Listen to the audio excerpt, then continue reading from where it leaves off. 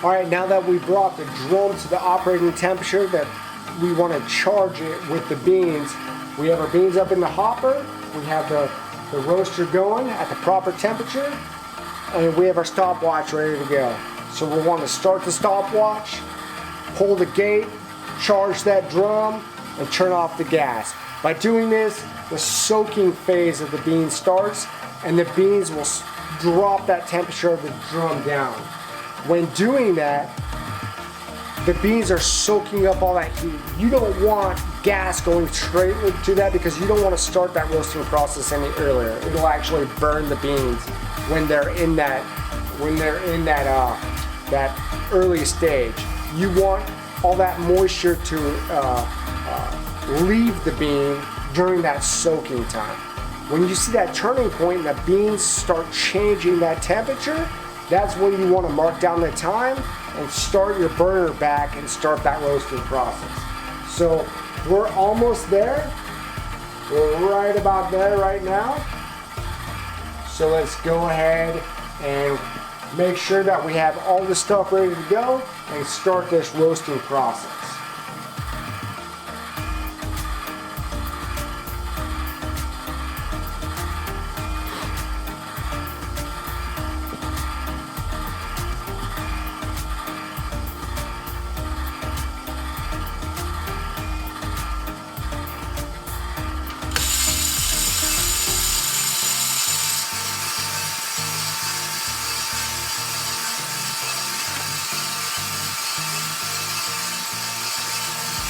So we've charged the drum. The beans are going around and around. They're soaking. There's no gas, no temperature going to the drum. The drum is dropping temperature rapidly, and that's good. I'm checking my timer. This bean, I've done many roasts before. So this bean, normally my turning point is right around 1 minute and 17 seconds. We're 38 seconds in.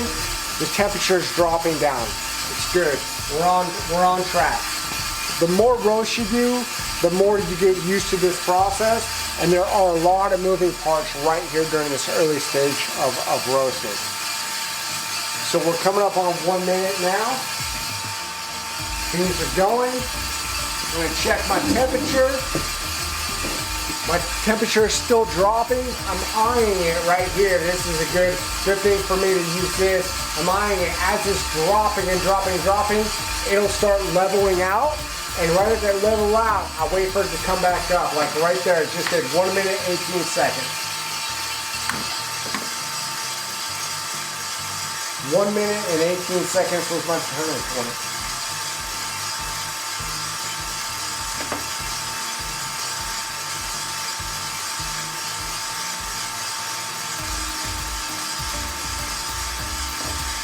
So that's good. That's exactly what I was pretty much expecting. Was 117. It happened at 118. It's almost right on target with what my previous roast that I've done on this machine. So with this bean. So every bean kind of reacts differently. The soaking time is slightly different for every bean, but you just learn by doing roasts. I have 4 different beans that I use. So on this one, it's 1 minute and 17 seconds. So it all depends on what your flavor is and what kind of coffee you like to drink. I recommend that you buy a couple different coffees, a couple different sets of beans, and roast them and see what you like, what your favorite bean is. And it's a learning process on how to do each one of those roasts of the different beans. There's slight variations. So with that, typically what I do is I look for the different phases. I write down 4 minutes, 5 minutes, 6 minutes, and 7 minutes for my roast. So with that, I check the temperature, I check the maillard, and to look at the coloring and the aroma and the smell I'm getting for each minute that I do the roast, starting at the 4 minute mark. My cooler is on 2.5. I adjust my needle valve slightly here and there for the temperature and the cooler to make sure that I'm mimicking another previous good roast I've done. The first time I did this, I didn't do so well. I burned the beans. It wasn't a very good roast, the very first roast I did. You just have to learn how to do it. Maybe start with a smaller a roast, probably 250 gram or somewhere around there, so you don't destroy all your beans if you don't do a good job that first time. So I'm coming up on 4 minutes. Already I'm smelling, the beans are already changing color. I'm smelling great aromas within the garage here.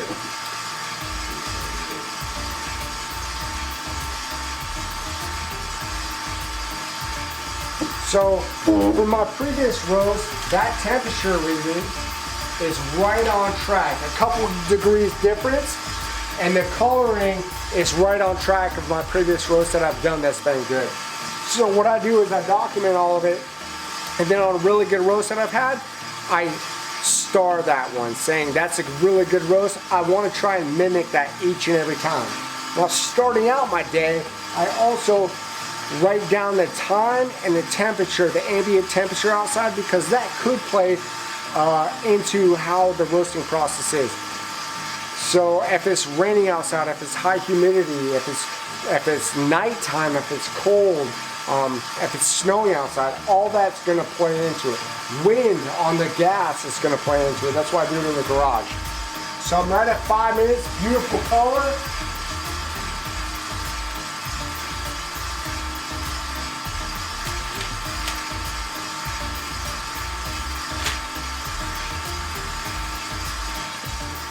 Wow, this is really, really good right now.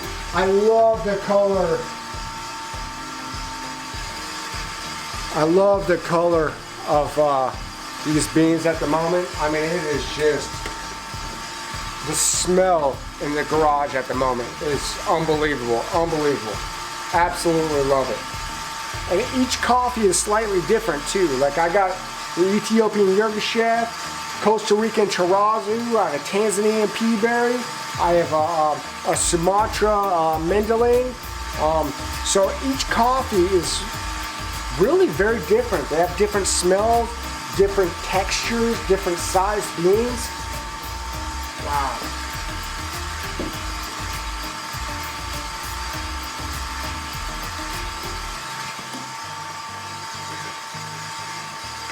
Wow, this one's looking really, really good right now.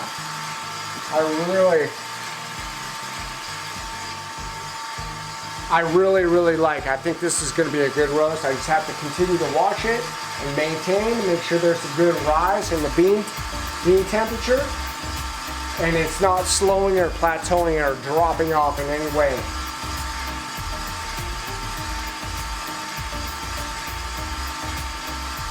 Really enjoying it. The smell within the garage is really good.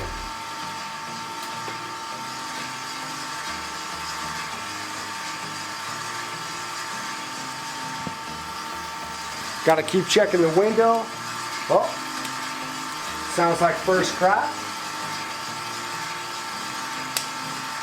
There we go.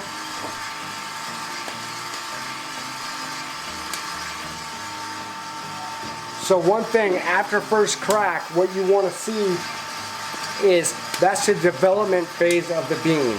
It's very important that you don't burn the beans during this process. Normally after first crack, it takes about a minute to a minute and a half. That's the way I like my roast. I don't necessarily like a whole lot of darker roast. It's really easy to burn the beans. So what I do is about a minute and a half, more of a medium roast, and that gives me a really good flavor for the bean.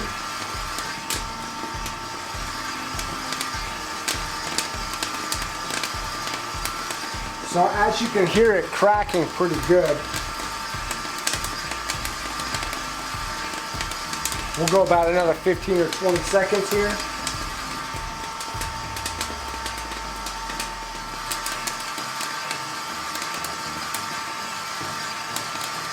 So I'm going to go ahead and dump these out into the colander. Once I get all of them out, I'm going to put them up into the cooler and then rapidly cool all of them. About another 5 seconds here.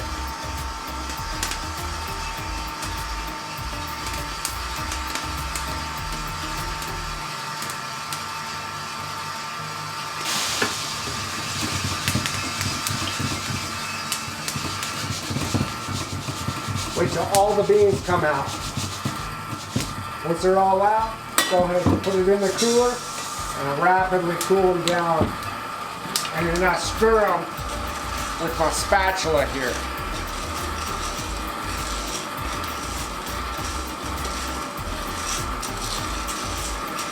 The cool process with this is each bean kind of has a distinctive look and it's slightly different. Some beans get really, really plump and some beans don't. Depends on the bean. Some are much bulkier and heavier. Some are not. This looks like a really, really good even roast here. We'll try, once these are cooled down here in a second, I'll try a couple of them and see how they taste. But it looks like a pretty darn good roast. I'm happy with it.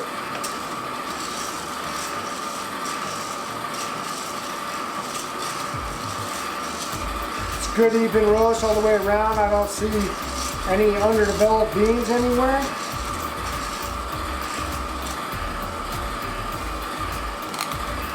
Oh yeah, that's good. Oh,